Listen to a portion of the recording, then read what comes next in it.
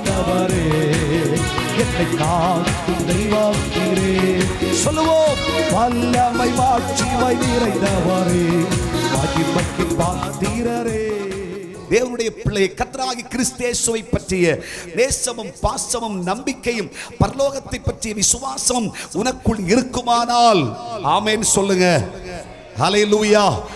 இருக்குமானால் நீயும் பரலோகத்திற்கு பிடிக்காதது, கர்த்தராகிய கிறிஸ்து இயேசு விரும்பாதது, தேவனுடைய வார்த்தைக்கு உகந்தது அல்லாத எதையும் உன் வாழ்க்கையில செய்யாத தீர்மானம் செய். வேண்டாம், தொடமாட்டேன், பார்க்க மாட்டேன், திரும்ப மாட்டேன். கையை தட்டி கர்த்தரை மகிமைப்படுத்து. இப்படி ஒரு தீர்மானம் செய், கர்த்தரும் நமக்கு கிருபை அருள்வார். ஆமென் சொல்லுங்க. இந்த சூழ்நிலையிலே நாம் இந்த பூமியிலே தேவனுடைய சமூகத்தில் சுத்தமாய் வாழ்வதற்கு தேவன் நமக்கு கிருபை தருவாராக. ஆமென் சொல்லுங்க. ஃபேஸ்புக் தொட மாட்டேன், ஆமென் சொல்லுங்க. வாட்ஸ்அப்ல இருக்க மாட்டேன், ஆமென் சொல்லுங்க. 24 மணி நேரமும் மொபைல் இருக்க மாட்டேன். கர்த்தருக்கு ஒரு கைத்தட்டு கொடுங்க. ஆண்டவரே உதவி செய்யுங்க, கிருபை அருளுங்க, இதெல்லாம் சொல்லக்கூடாது. இதை நீயாக மாற்றி வை. கர்த்தருக்கு ஒரு கைத்தட்டு. அப்பத்தான் உன் சமாதானம் பெரிதா இருக்கு. இல்லாட்டி வீட்டுல சண்டை தான். கையை தட்டி கர்த்தரை மகிமைப்படும். இல்லாட்டி குடும்பத்துல பிரச்சனை தான். இல்லாட்டி உன் சமாதானம் கெட்டு போய் விடும். ஆமென் சொல்லுங்க. ஹல்லேலூயா.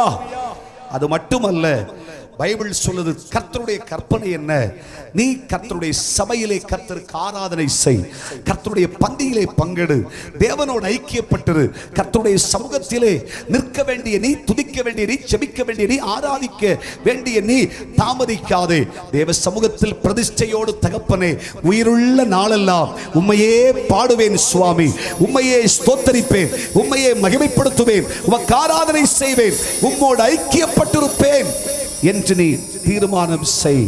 தேவனுடைய கற்பனைக்கு கீழ்ப்படுகிறவர்களுக்கு ஆண்டவர் இந்த மாதம் சொல்கிறார், இந்த வேத வாக்கியங்களுக்கு கீழ்ப்படுகிற உனக்கு, இந்த சத்தியத்துக்கு செவிசாய்க்கிற நமக்கு பைபிள் சொல்லுகிறது, உன் சமாதானம் நதியை போல் இருக்கும். கைகளை தட்டி கர்த்தரை மகிமைப்படுத்தி, உன் நீதி, ஆண்டவர் உனக்கு தருகிற நீதியும் கர்த்தருடைய மகிமையும் மேன்மையும் சமுத்திரத்தின் அலைகளைப் போல இருக்கும். கையை தட்டி கர்த்தரை மகிமைப்படுத்தி, இவைகளெல்லாம் நம்ம வாழ்க்கையில் வரும் பொழுது நம்முடைய சந்ததி மணலத்தனையா இருக்கு. கையை தட்டி கர்த்தரை மகிமைப்படுத்துங்க. சொல்லி முடியாத, ஐயா சொல்லி முடியாத, எழுதி முடியாத ஒரு ஆசீர்வாதம் உன் கர்ப்ப பிறப்பு அதன் அணுக்களத்தனையாயிருக்கும்.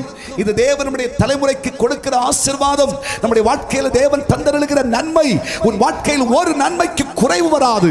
உன் சந்ததியையும் கர்த்தர் மேன்மைப்படுத்தி உயர்ந்த சிங்காசனத்திற்கு கொண்டு வந்து கர்த்தர் மேன்மையான ஸ்தானத்திலே வைப்பார். இன்னைக்கு யார் வேணாலும் ஒதுக்கி வச்சிடலாம், ஆனா கர்த்தராகிய தெய்வம் உன் சந்ததியை கரத்தில் எடுப்பார். கைத்தட்டி கர்த்தரை மகிமைப்படுத்து. ஆசீர்வாதம் பெருகும், நன்மை பெருகும், சொல்லி முடியாத மேன்மை. கரங்களை தட்டி கர்த்தரை மகிமைப்படுத்துங்க பார்க்கலாம். கண்மலையானவரே, என்னை காக்கும் தெய்வம் நீரே. சொல்லுவோம், வல்லமை மாட்சிமை நிறைந்தவரே, மகிமைக்கு பாத்திரரே.